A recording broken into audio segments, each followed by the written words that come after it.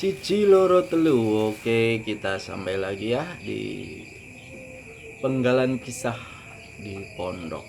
Kita lanjutkan yang kemarin tentang kisah yang seram, Syairul Lail.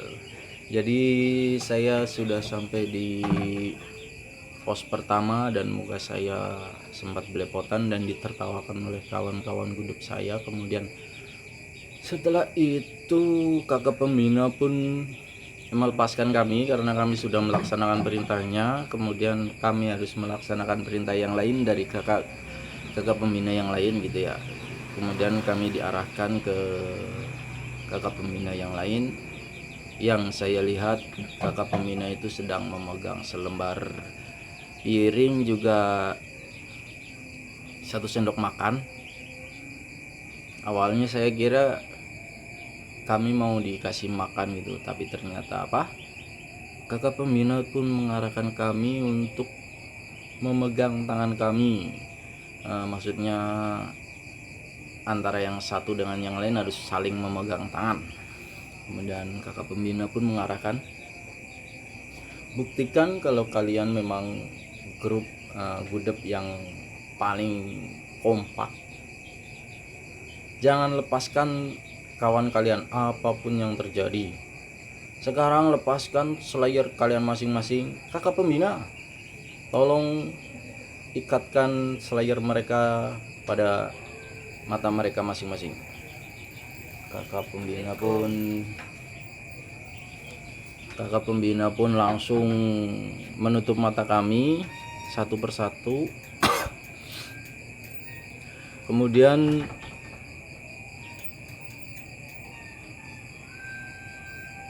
kami harus berpegangan tangan satu sama yang satu harus berpegangan tangan satu sama lain. Kemudian kami harus mengikuti suara yang terjadi dari ketukan sendok makan pada piring. Kakak pembina pun mengarahkan kami, Pandu, perhatikan suara yang akan kalian dengar dan ingat, tangan teman kalian jangan sampai dilepas. Kami pun mengikutinya perlahan, ting, ting, ting. Dan kebetulan ya saya itu nomor 3 dari belakang gitu. Saya nomor 3 dari belakang, dan belakang saya itu rekan saya bernama Fuad Hilmi. Belakangnya lagi itu Muhammad Ikral Lagwa, itu dari Jambi, dan Fuad Hilmi itu dari Jawa Barat. Yang paling depan itu Saktian Hidayat, belakangnya lagi itu Muhammad Syaki, belakangnya lagi, pokoknya kami anggotanya ada 12. Sebagian saya masih ingat dan sebagian lupa, tapi yang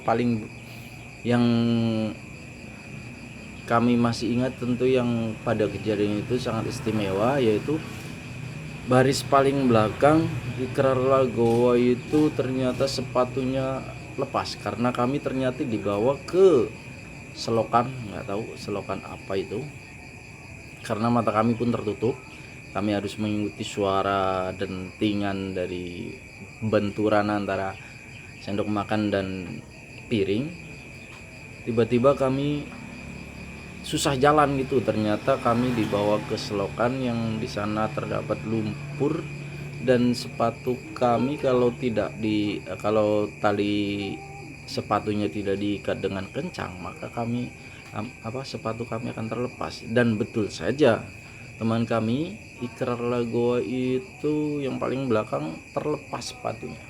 Kemudian saat itu terjadi kegaduhan gitu ya, sedangkan yang depan terus mengikuti suara, sedangkan yang belakang itu harus melepas ngakali sepatu, apa namanya sih, sepatunya yang tertinggal di lumpur gitu ya, harus diakali. Kalau bahasa Indonesianya apa ya tuh, pokoknya harus diambil gitu ya dari lumpur. "Woi yang depan berhenti dong," kata Iqral gua. Kemudian yang depan bilang, "Cepet dong, cepet." Sedangkan kakak pembina terus mengetuk-ngetukkan piring dengan sendok makan sehingga terus bunyinya terus berjalan. Kemudian karena kami tidak kompak, kakak pembina pun terpaksa harus mengingatkan kami gitu ya, "Pandu, mana kekompakan kalian?" Akhirnya kami pun tersadar kalau kami memang harus kompak. Akhirnya kami harus menunggu Iqral Lagowa untuk mengambil sepatunya dari dalam lumpur. Setelah itu kami pun Iqral Lagowa sudah berhasil. Kami harus terus melanjutkan perjalanan mengikuti suara dentingan dari sendok yang dipukulkan ke piring gitu ya. Terus kami disuruh untuk merangkak, kemudian kami disuruh untuk, dan ternyata begitu saya rasa ternyata saya ada di dalam sawah gitu ya. Karena apa? Celana saya sampai terasa ke dalam celana gitu ya, kalau itu adalah air. Tapi saya tidak boleh membuka mata. Akhirnya ya saya ikutin aja terus gitu apa yang diperintahkan oleh kakak pembina. Kemudian akhirnya sampai ke tujuan dan kami harus duduk di sawah yang ada airnya. Aduh, basah semua celana saya sampai ke dalam, begitupun yang lain. Dan kami belum boleh membuka slayer kami harus menunggu, karena dugaan saya di depan kami ada gudeg lain yang belum selesai. Kemudian tak berapa lama, nggak sampai setengah jam lah ya, kami menunggu. Akhirnya gudeg kami dipanggil untuk maju. Kami pun ber-12 itu maju ke depan, kemudian disuruh duduk lagi, suruh duduk di sawah gitu ya. Satu persatu kami disentuh dan membuka slayer kami sampai akhirnya ke giliran saya gitu ya. Begitu disentuh, saya langsung membuka slayer saya dan saya berada di tengah sawah.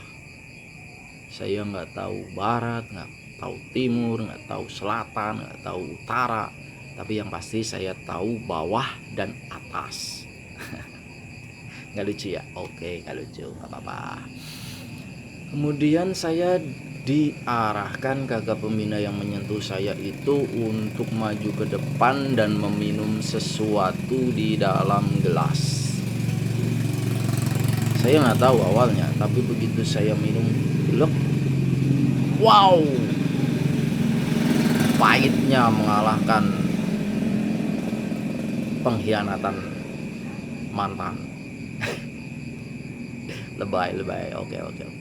Tapi memang itu sangat pahit air itu, dan ternyata itu adalah jamu. Awalnya saya nggak tahu apa manfaat dari jamu itu, kenapa kami harus meminumnya, dan setiap peserta Syairul Lail harus minum itu.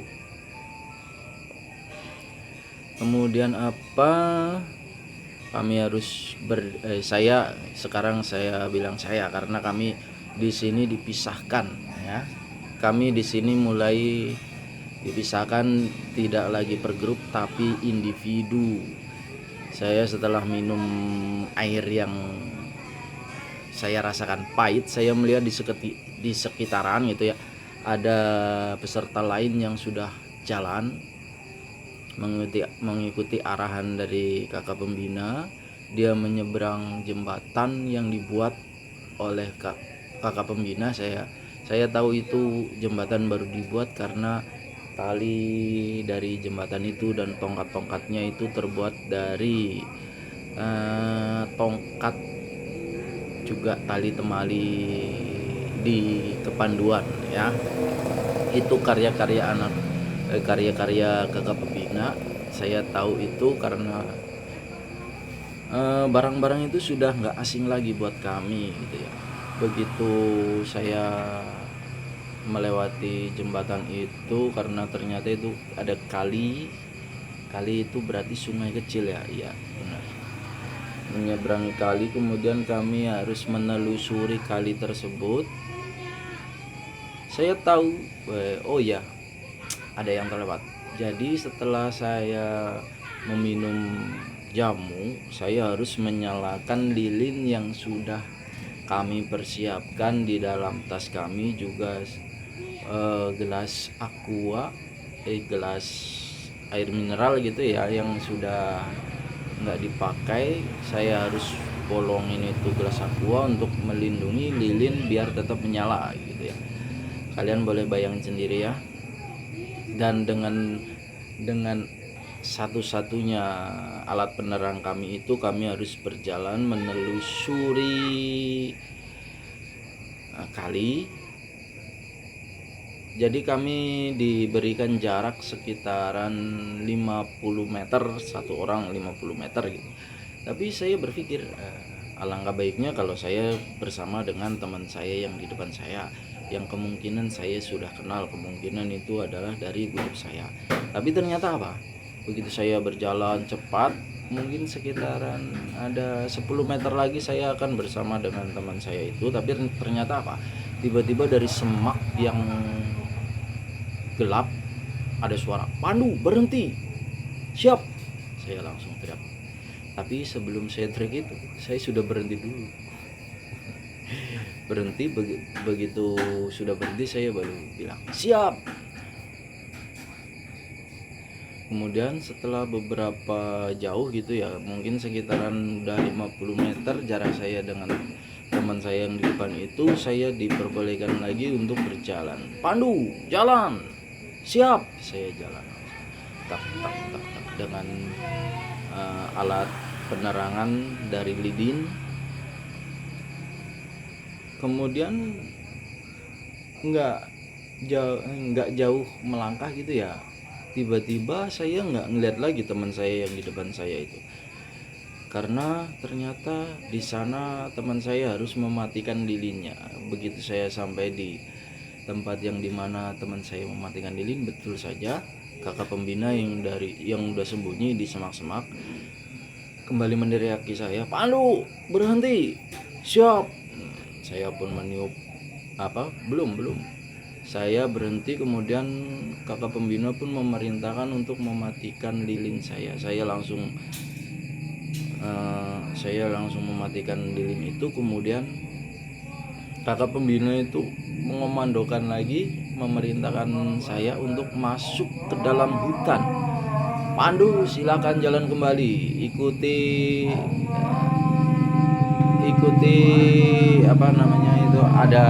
jadi di situ ada anak panah gitu ya, yang sudah diarahkan, dan itu sudah mulai masuk ke dalam hutan jati di sekitaran pesantren saya. Saya masuk dan saya harus meraba-raba gitu ya, karena sangat gelap. Begitu saya masuk, baru beberapa meter di dalam hutan jati itu, saya mendengar lolongan. Oke, pause dulu ya karena ada azan. Oke, kita lanjutkan. Jadi saya masuk ke dalam hutan jati. Baru beberapa langkah, mungkin ada 10 langkah lah ya, mengikuti anak panah yang sudah dibuat oleh kakak pembina. Saya mendengar ada lolongan anjing yang sangat jelas lah, lolongan anjing yang sangat jelas gitu ya. Tapi itu tidak membuat saya takut, saya masih santai. Saya tidak takut sama sekali. Wah, seram lah. Bagi orang-orang yang takut, pasti dia takut. Oke, lanjut. Jadi kemudian saya telusuri terus ngikutin anak panah yang sudah dibuat kakak pembina, sampai akhirnya lama-lama kelamaan gitu ya, ternyata apa, anjing itu ada di dalam kandang. Saat itu saya ingin tertawa yang keras, yang terpingal-pingal, tapi saya nggak jadi. Lalu saya terus berjalan mengikuti arahan dari itu, dan saya lihat dari jauh ada lilin-lilin yang sangat banyak gitu ya. Saya belum tahu itu tempat apa, tapi saya kira memang itulah tujuan saya gitu ya. Saya terus berjalan mengikuti anak panah. Begitu saya lihat, oh ternyata apa, itu adalah kuburan. Tapi saya tidak takut. Saat itu saya tidak takut. Karena apa? Menurut saya gitu, menurut saya pribadi itu, individu ini, pemikiran individu ya, dari semenjak saya mulai dilepas sendirian, saya berpikirnya begini, saya walaupun sendirian, saya yakin karena ini adalah acara, pasti sudah sudah direncanakan sedemikian rupa. Nggak mungkin kami dilepaskan sendirian, pasti di sekitaran kami ada kakak pembina. Dan itu terbukti dua kali dari pemikiran saya itu. Ketika saya hendak mempercepat jalan saya, ada yang mengomandoi saya untuk berhenti. Kemudian begitu saya sampai di pintu hutan jati itu, saya dihentikan lagi sama kakak pembina. Jadi saya yakin gitu, di setiap semak-semak mungkin ya ada kakak pembina, walaupun cuma satu atau dua gitu ya. Itu keyakinan saya yang membuat saya tidak takut sama sekali, walaupun itu saya harus masuk ke dalam kuburan. Tapi saat itu saya udah melihat di dalam kuburan itu ada banyak sekali lilin-lilin di setiap nisan mungkin lah ya. Karena saya akan ceritakan dari awal lagi.